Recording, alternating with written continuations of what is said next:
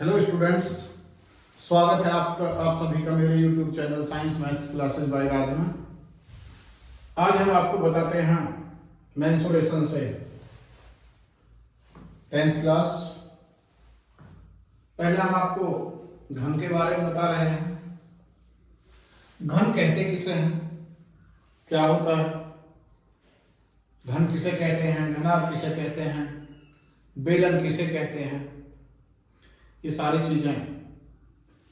लेकिन आज हम पहले आपको केवल एक घन और घनाभ के बारे में बता रहे हैं और इसकी सूत्र।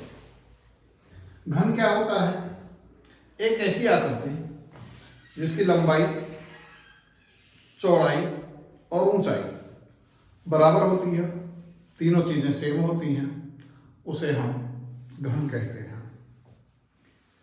यदि हम किसी घन की एक भुजा को ए मान लें, घन की एक भुजा को ए मान लें, तो यह हमारा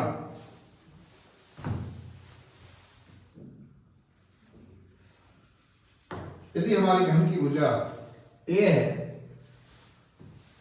तो घन का पृष्ठीय क्षेत्रफल मान लीजिए कुछ देर के लिए हम मान लें कि इसकी लंबाई, चौड़ाई, ऊंचाई सेम है। जबकि सेम है नहीं, हम लेकिन मान लेते हैं, क्योंकि मैथमेटिक्स में हमारी ये एक कंडीशन होती है कि हम कुछ भी मान लेते हैं। तो ये भी इसमें ए है, ये भी ए है, ये भी ए है। इसका हमसे पृष्ठीय क्षेत्रफल का ये 2, 3 और 4, इसलिए 4 गुणा भुजा की घात 2। और चूंकि जो भुजा है वो हमने ए मानी है तो ए की घात 2। ऐसे घन का आयतन होता है लंबाई गुणा चौड़ाई गुणा ऊंचाई। तो चूंकि घन में लंबाई भी सेम, लंबाई गुणा चौड़ाई गुणा ऊंचाई सारी चीज बराबर है, इसलिए भुजा की घात 3। ऐसे घन का संपूर्ण पृष्ठीय क्षेत्रफल ये 6।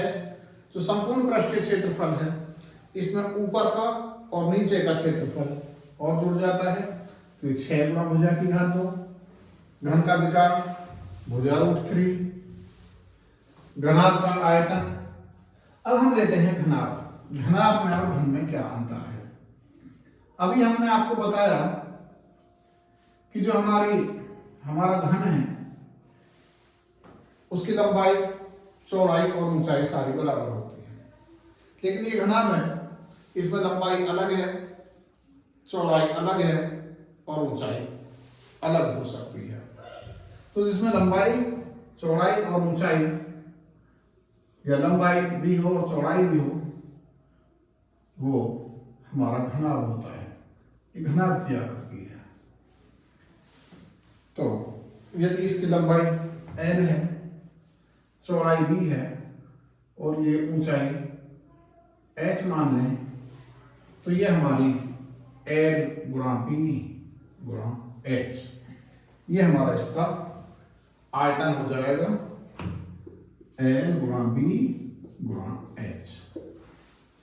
और संपूर्ण पृष्ठ लंबाई गुणा चौड़ाई प्लस चौड़ाई गुणा ऊंचाई प्लस ऊंचाई गुणा लंबाई, ये बराबर, ये हमारा 2 गुणा, इस तरह हम इसे लिख सकते हैं।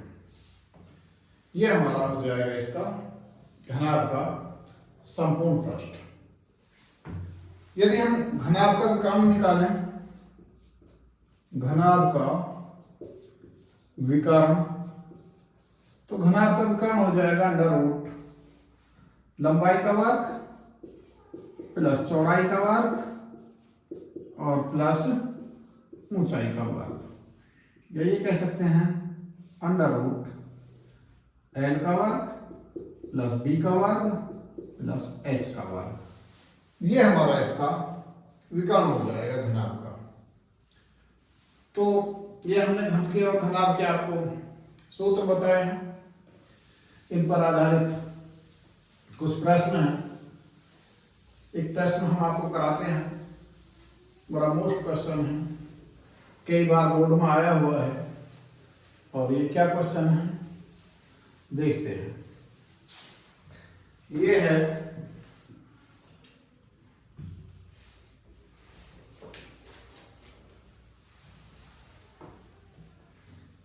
ये है दो घन जिनमें से प्रत्येक का आयतन 64। दो घन हैं,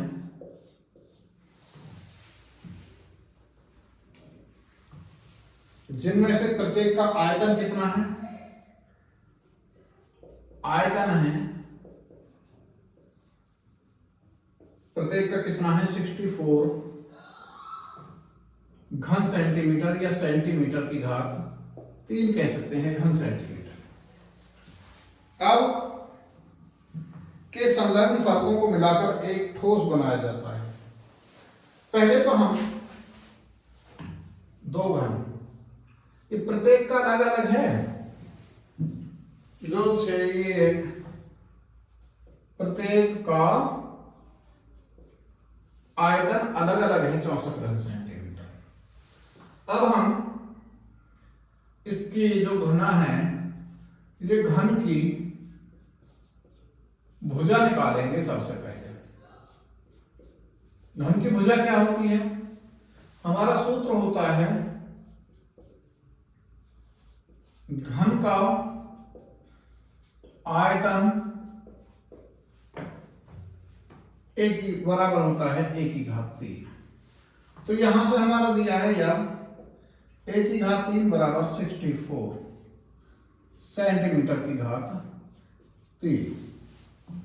यहां से a की वैल्यू निकाल देंगे, ये आ जाएगा घनमूल 64, घनमूल 64, यानी 64 का हम घनमूल निकाल लेंगे। यह आ जाएगा या a बराबर घनमूल निकालें, इसे 4 से 4 2 4 चौक 16 चौका 64। घनमूल का मतलब है 4 में से 1 बाहर, अर्थात a बराबर आ गया हमारा 4 सेंटीमीटर। जो भुजा आ गई हमारी, वो एक भुजा 4 सेंटीमीटर की आ गई। अब हमें करना क्या है? मान लीजिए ये हमारी जो भुजा है घन की, ये 4 सेंटीमीटर है, ये भी 4 हो गई और ये भी इसमें 4 हो गया। जो दूसरा घन है वो हमने यहां से इसमें ये सटा के रख दिया, दूसरा घन ऐसे ही। तो ये आपका जो इसकी भुजा आ जाएगी नीचे, 4 ये है यहां तक और 4 इसकी ये आगे आ जाएगी। तो ये भुजा, इसकी जो लंबाई है प्राप्त, या यहां लिखेंगे सटाकर रखने से प्राप्त आकृति, अर्थात क्या बनेगा? ये घनाभ की लंबाई कितनी हो जाएगी? 4 + 4 बराबर 8 सेंटीमीटर। 8 सेंटीमीटर। और चौड़ाई वही 4 सेंटीमीटर, और ऊंचाई भी वही रहेगी 4 सेंटीमीटर। भाई जब दो को सटाकर रखेंगे तो हमारी ऊंचाई भी वही रहेगी और चौड़ाई भी वही रहेगी, केवल लंबाई बढ़ेगी। तो यहां से पूछा क्या है इसमें? इससे प्राप्त घनाभ का पृष्ठीय क्षेत्रफल। घनाभ का पृष्ठीय क्षेत्रफल।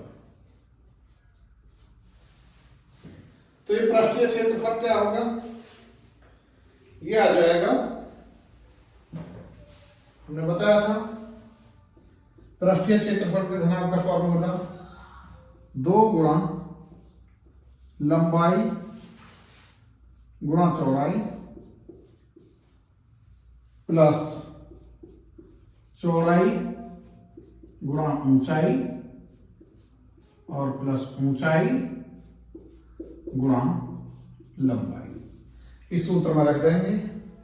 ये बराबर हो गया हमारा 2 गुणा लंबाई कितनी है हमारी 8 गुणा चौड़ाई 4 प्लस 4 गुणा 4 प्लस ऊंचाई 4 गुणा लंबाई 8। ये बराबर आ गया 2 गुणा 8 चौक 32 प्लस 4 चौक 16 प्लस 32। तो ये आ गया 2 गुणा, ये आ गया 80 और ये बराबर 160 वर्ग सेंटीमीटर।